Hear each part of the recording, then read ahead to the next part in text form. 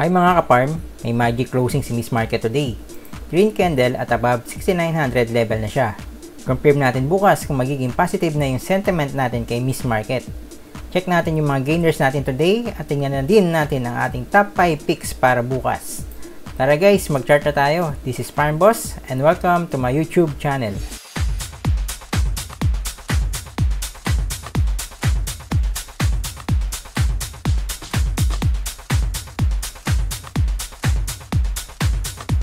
Hi traders, welcome to our daily top 5 picks program.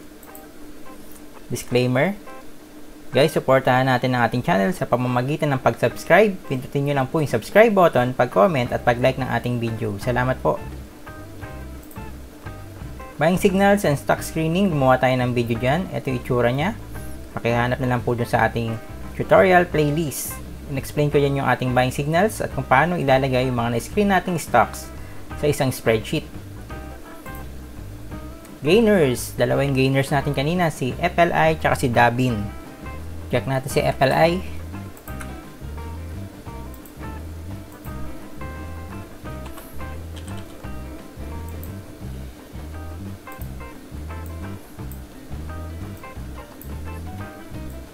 Dun sa mga isang nag-subscribe sa atin, may isang nakapasok dito.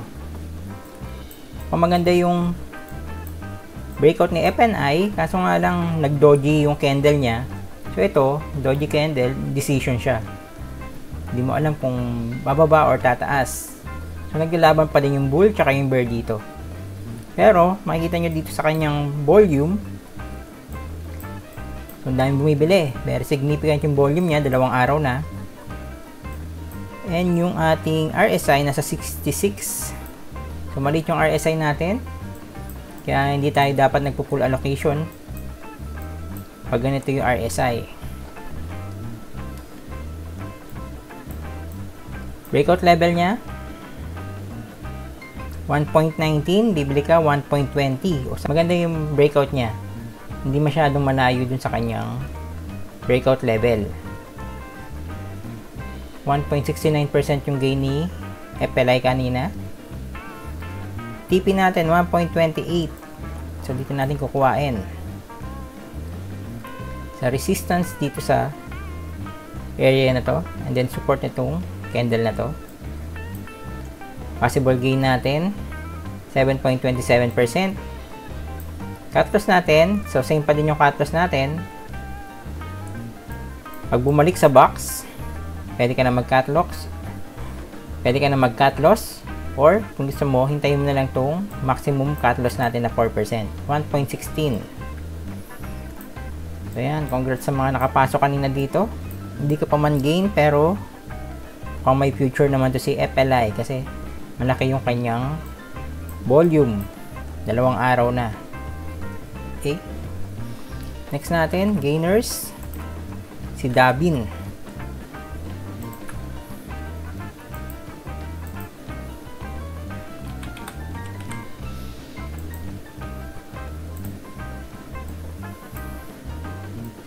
Tapos Dabin, maganda din yung breakout niya. Hindi masyadong malayo dun sa kanyang Darvas box. And then malaki yung volume. RSI niya nasa 66 pa lang. So small allocation pa lang tayo. So nagpo-full allocation tayo pag nag-above 70 na yung RSI niya.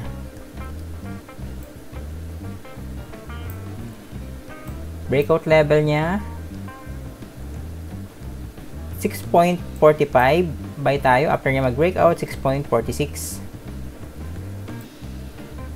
Possible TP dito natin nakuha.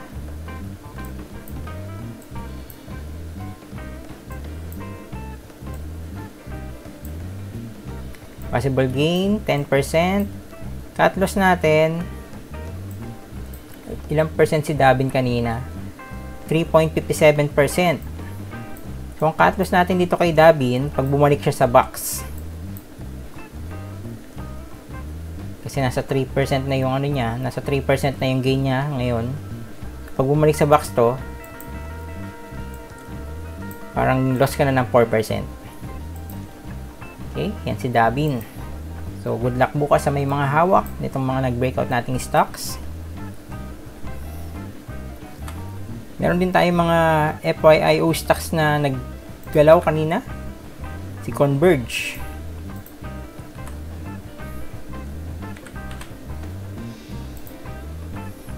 Yun, ganda ni Converge. All time high. Hindi ko lang tinrade to kasi mataas masyado yung kanyang market cap. So, nababagalan ako ng konti dito sa kanyang mga galaw. So, ito nagparabolic siya kanina, kaso nga lang 5% lang din yung ginalaw niya. Pero baka magganito siya. Hintayin natin, baka magganito yung galaw niya. Magdire-diretso. Kasi all-time high na nga to si Converge. Si Converge. Ayan. Wala siyang harang. So, kung nakakuha ka dito sa breakout nito, congratulations sa mga harang na lang nito. Itong mga wool number 18, 19. Yan. Or gusto mong kuhain yung 10% niya, pwede kang mag-compute dun sa ating trade plan calculator. Okay. Next natin. So, si Axilum.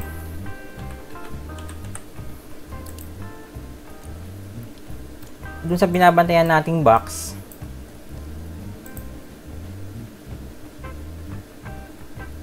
ito, nag-breakout na siya kanina.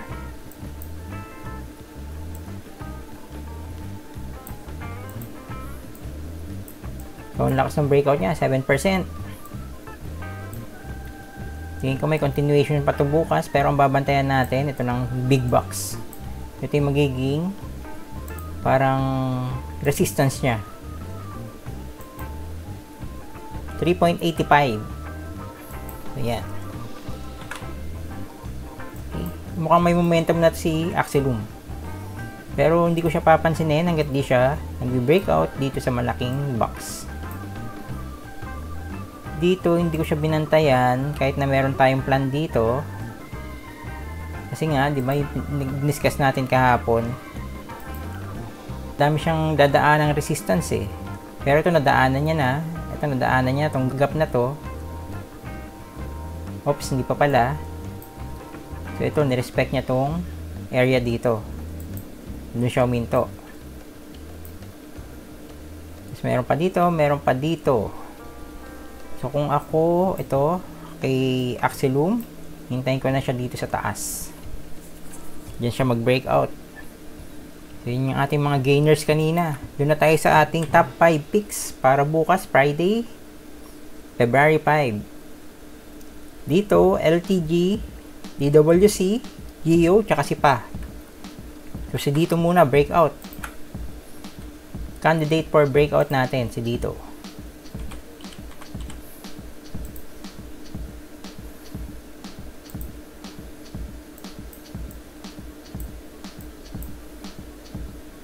Gandahan dito kay dito,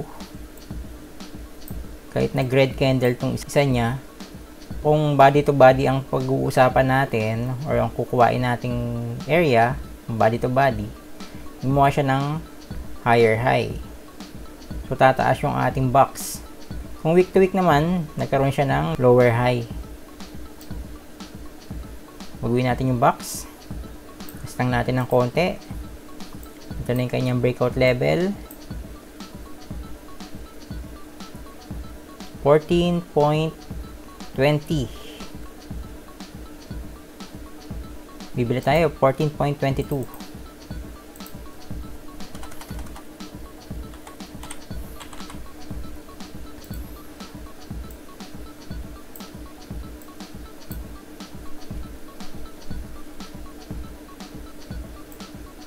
TP natin, hindi na magbabago.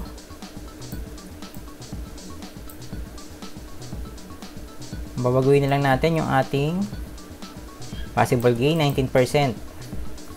Cut-loss natin dito. So, 14.22 yung pasok natin. Dito.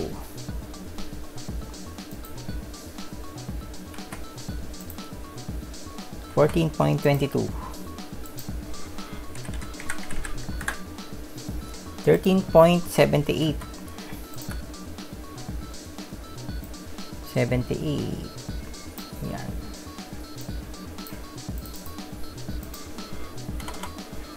Ang 4% cut loss natin. Volume niya kanina, above average. RSI niya, nasa 69 na. So, pag nag-breakout to si dito sa kanyang big box, dito sa Darvas box niya, magpaparabolic na tong ating RSI, above 70. Yan, sana may volume siya pag nag-breakout. Okay, yan si dito. Next natin, si LTG, momentum play naman.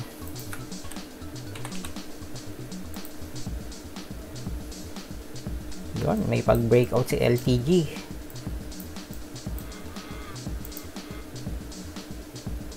Gawa natin ang box.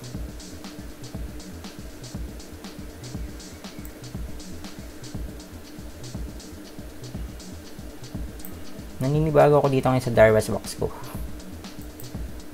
Parang ayaw niyang makisama.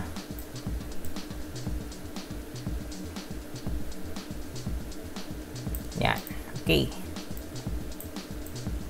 Pero ang breakout level na natin, 14.22. So, nag-breakout na siya kanina sa Darvas box. Momentum play natin, ang ginagamit nating area is yung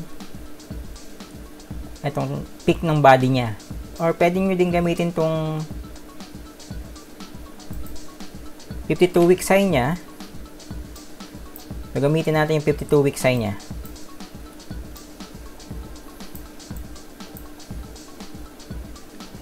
Ito na yung breakout level natin, 52-week high niya, 14.38.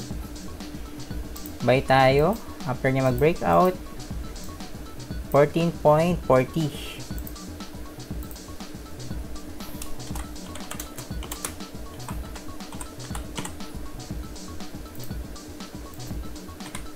Possible gain niya. Kuhain natin dito sa pick na to.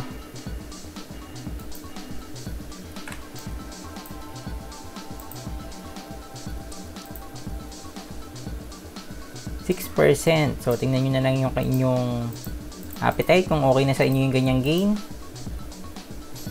Possible TP natin 15.26. Cut loss natin kay LTG.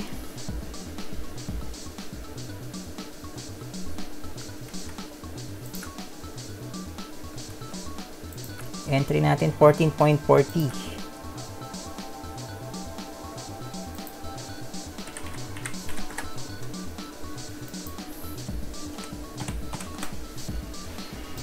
$13.95.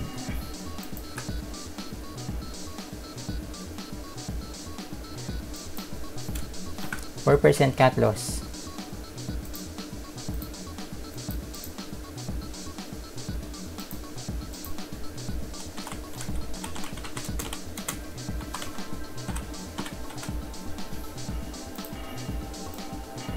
Tinitignan natin kay LTG.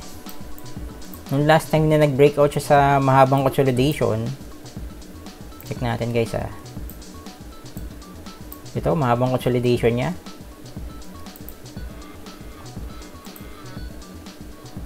Nung last time siya nag-breakout yan, ito yung ginawa niyang gain. So, around sa peak nito, 38%. So, titingnan natin kung uulitin niya yung ganyang galaw dito. Kung mag-breakout siya dito sa area na to. Okay? Tapos ang RSI niya kanina, 67. Volume niya, yun, may pag-spike above average. Yan si LTG. Next natin si DWC. So, breakout naman to. DWC, laging lumalabas sa ating screener.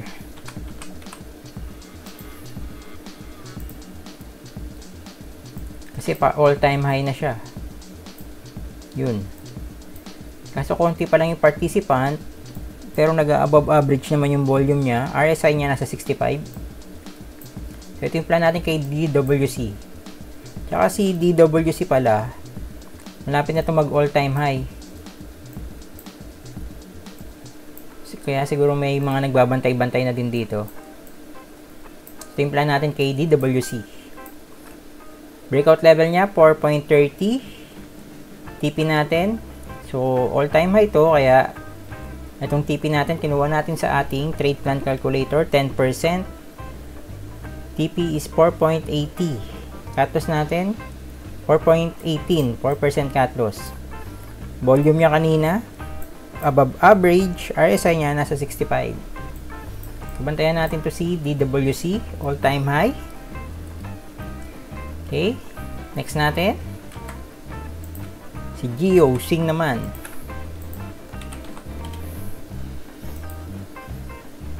So, ayan guys, kasama pa din yung mga above 50 na RSI na mga stocks. Kasi konti pa lang yung mga above 60 na RSI na stocks.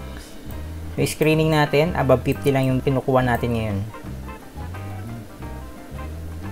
Lagyan natin ng malaking box si Geo. Then, maliit na box. Kuhain natin sa week na to.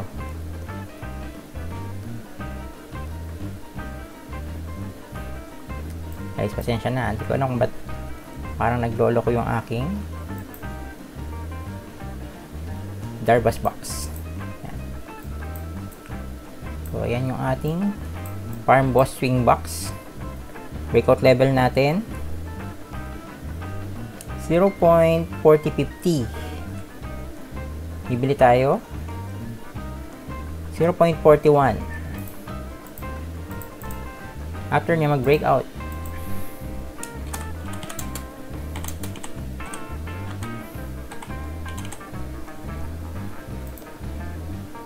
ang ating TP area, yung taas ng big box natin, 22% gain, possible 22% gain. Tapos possible TP natin, itong area na to, 0.5,000.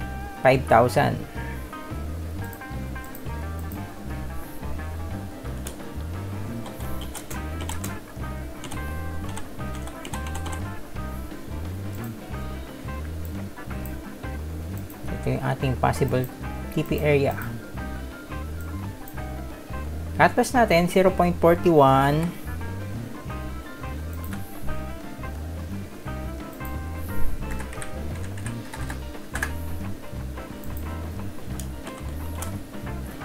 $0.39. I-round up na lang natin. 0.3950. 0.3950.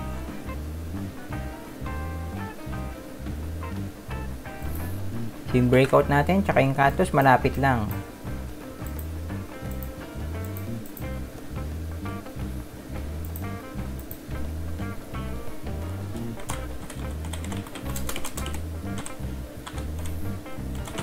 Kasama to sa isa sa mga basura stocks, kaya mag-ingat-ingat tayo. Konting plak nito, cut loss na natin kaagad. Medyo malaki-laki na yung percent loss nyo pagka nag-plak na pababa. So, ingat lang dito sa mga ganitong stocks, guys. Volume niya kanina below average. RSI 59.56. Yan si Geo. And last natin si Pa, swing din. So, itong si Pa, nakapasok ako dito kanina. Explain ko po paano. Kaso test buy lang.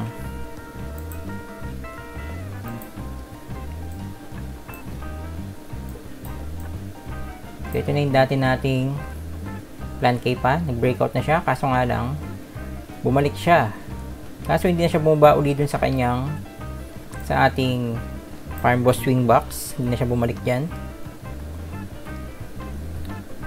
So, ito yung plan natin dati. Burahin na natin. Bagong plan na tayo. Big box.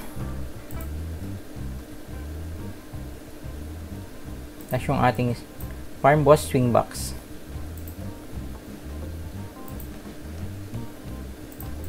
So ayan guys, dito ako nakabili. Nung na-breakout niya tong red candle na to, nag-test buy na ako. Kasi medyo mataas sa 2.44. Sa 2.44 na ako nakabili kasi nakatutok ako kanina kay bull. And then kanina, iniisip kong bumili dito 2.50 EOD niya. Kaso nga lang, sabi ko hintayin ko na lang to kasi nasa resistance siya eh. Ito yung resistance niya. Itong dulo ng body ng candle na to. Kaya yung resistance niya. 2.50. Kung nag-breakout siya dito bukas, morning, baka bumili ko. Tapos sell on strength na lang ulit. So guys, sana nagsisell on strength kayo. Kanina si Ace X, ganda ng ginalaw. Sana nakapag-TP kayo dun. Tapos bumaba uli siya ng bandang huli, kaya sana nakapag-TP kayo. Plan nga pala natin dito kay Pa. So buy tayo after niya mag-breakout. $2.51. Possible gain natin dito. Kinukuha nating reference yung taas ng big box. 27% gain. Pero meron siyang mga dadaan ng resistance dito. Ito may gap dito. Yan. Tingnan na lang natin yan gap na yan. Pag dyan, ilang percent na lang? Malaki-laki pa, 10%. So, bukas, kung makakabili uli ako dito sa breakout, tapos tumaas siya dyan, baka mag-sell on strength na din ako. Hindi ko pa masyadong gusto yung galaw ni Miss Market. So, mga small allocation, tsaka mga sell na kaagad ako pag may trade. Okay? Possible TP natin.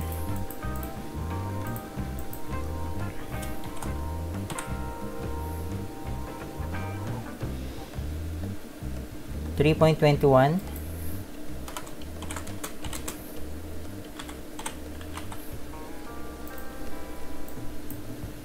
Cut loss natin, 2.51 yung entry natin.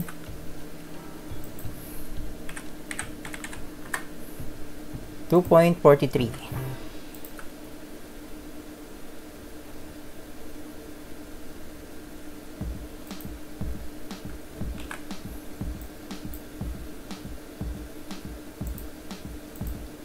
So, nung Monday, binenta ko yata ito.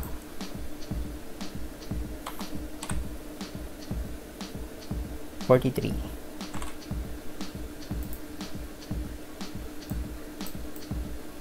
Last time nakabili ko dito, above yata nitong candle na to. Gusto ko diba guys, yung green candle niya, meron siyang binibreak. Ito na break niya to. Bumili ko dito sa area na to.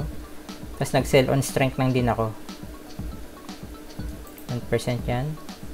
So, hindi ko yata na-sell to dito sa optimal level niya kasi naglolo ko na din si 2 trade. Ako mukhang madami lumipat sa 2 trade ah. Nakabenta ako dito, hindi ko na matandaan pero check ko na lang uli guys. Parang nakabenta ako nung bumalik na tong dito sa week na to eh. Gusto ko magbenta medyo mataas kaso nga lang nakabenta na ako. Parang dito sa taas nitong Darbas box or mataas ng konti. So kanina, bumili naman ako nung na-breakout niya tong red candle na to. So bumili ko 2.44. Tapos baka bukas magdagdag ako kasi test buy lang yon. Okay, yan si Pa. Volume niya kanina below average, RSI niya nasa 58.97. Yung cut loss pala natin kay Pa, no? Ito na pala. Cut loss. 4% cut loss natin.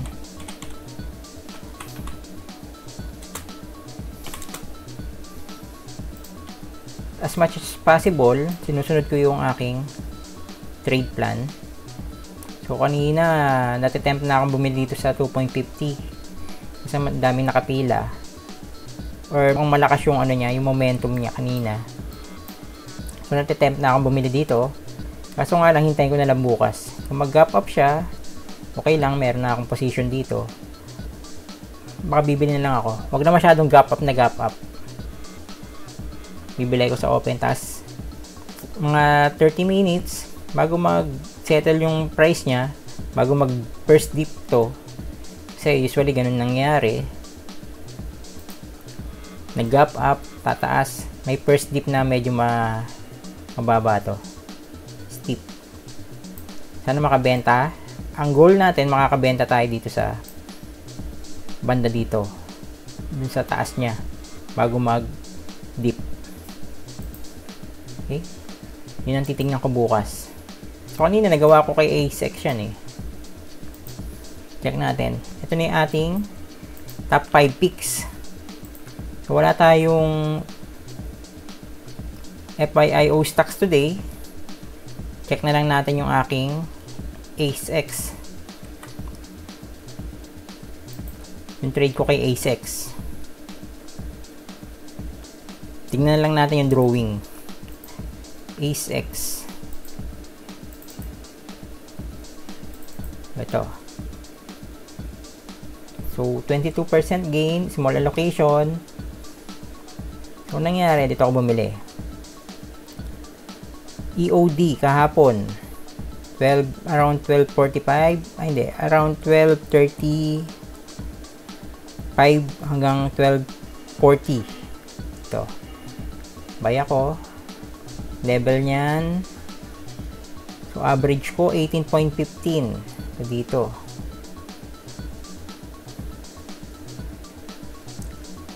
Tingnan natin si si Pa. Ay, si pala to, si AceX. 18.15.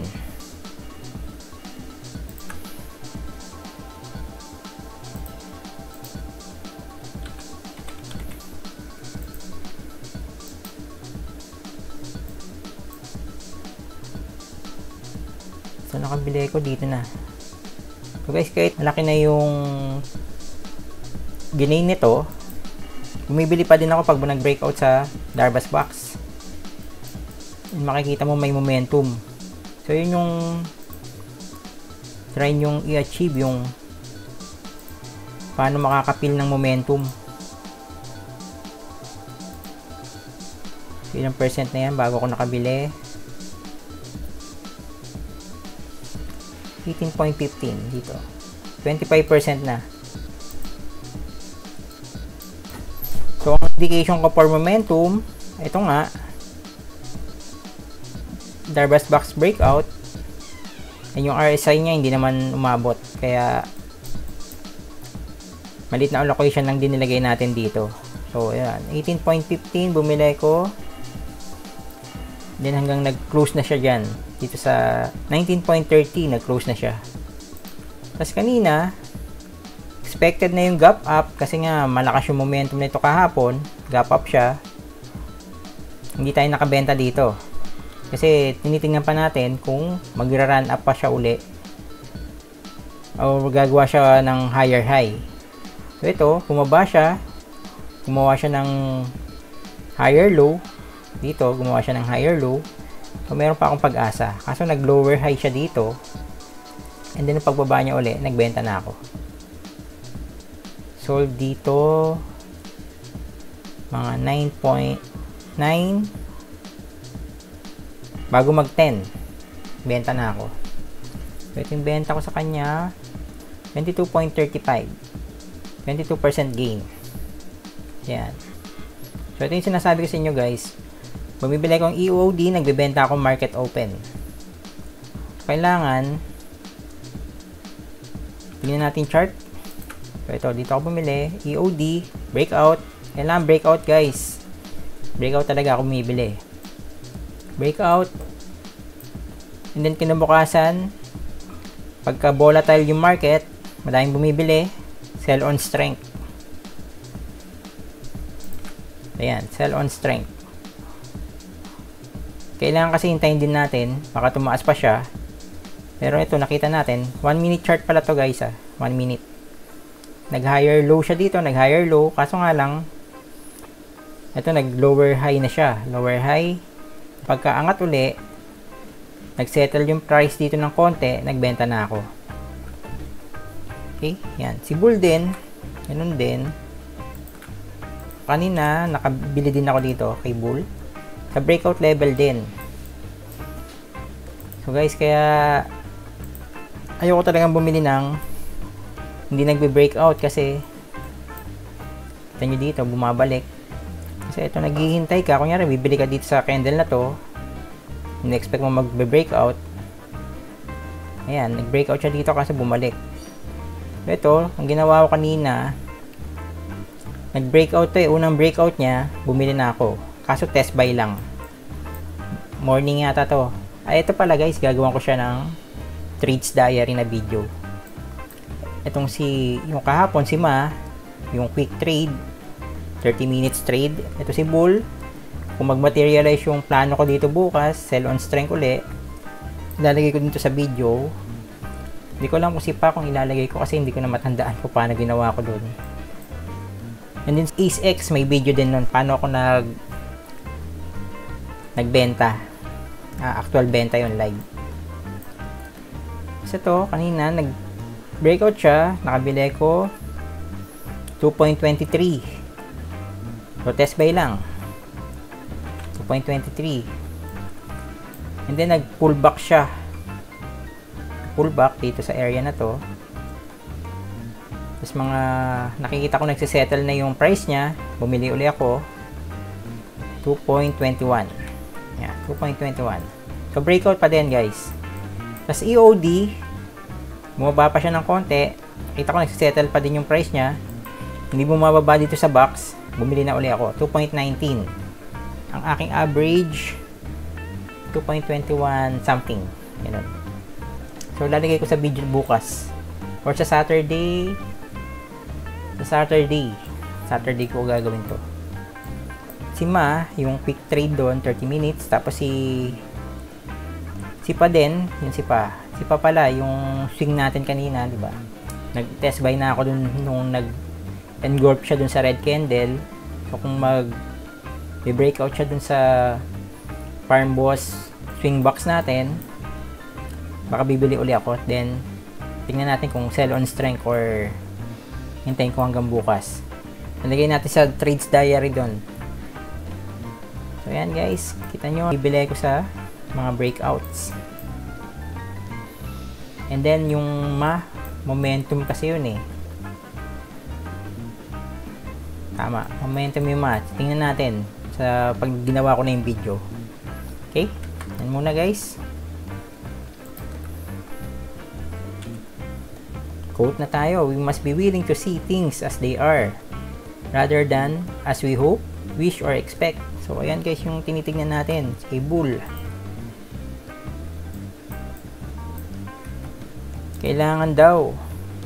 We must be willing to see things as they are. Kung ano lang nangyayari, magre-react lang tayo. Breakout to, tsaka lang ako bibili. Ang ganda pa ng RSI niya kanina pala, nag-70 na. So breakout siya, tsaka nang bibili. And then obserbahan mo kung bababa pa yung price niya dito sa Darvas Box. Nung hindi na siya bumababa ng Darvas Box, nag-accumulate na ako. Nag-momentum na siya ng EOD. So yan, tumaas yung price niya. So kung dito ako bibili, parang wala mangyayari guys, di ba? Parang nagaganyan-ganyan lang siya dyan. Hindi naman siya tumaas. Ito, nag-break na siya ng resistance. So na-expect mo, dalawa lang yung gagawin niya, bababa. Or magmo-momentum pataas. So ito yung ginawa niya kanina, nag-momentum pataas. Kaya hold lang and accumulate. Inaabangan ko to kanina sa 2.17. Pag bababa siya doon, magbibenta na ako kaagad eh. So yan, react lang tayo guys. Huwag tayo mag-hope na anong gagawin ng stocks. Hirap kasing manghula kung anong gagawin niya dito. Kung nakabili ka dito, inold mo siya, tumaas, ay congratulations. Kaso nga lang, may isip mo ba siyang mauulit mo siya ng ganyan, di ba, na walang process? Kailangan yung ginagawa natin, alam natin, mauulit natin. Every time na magte-trade tayo, mauulit at mauulit natin kasi meron tayong process. Yan. Wish or expect. Ayan guys, react. Kung anong gagawin ng Miss Market, react lang tayo. And then follow natin yung system natin. Kung ayaw nyo yung system ko, gawa kayo ng system. Saan kayo bibili? Saan kayo magre-react? Kung anong ginawa ng price. Pwede yung system na pwede nyong ulit-ulitin na magpo-profit kayo. Okay guys, yan. Advice lang yun guys ha. Pwede naman kayong gumawa ng sariling system nyo. Basta follow your system, journal, para alam nyo kung nag-gain kayo doon sa system na yun. Okay guys? Yan. Salamat uli po sa panonood. Please subscribe to our channel, like and comment. Pakipindot na din yung bell sa ilalim para ma-notify kayo pag may bago akong video na inilabas. Supportan po natin ang ating channel. Good luck sa atin bukas and God bless.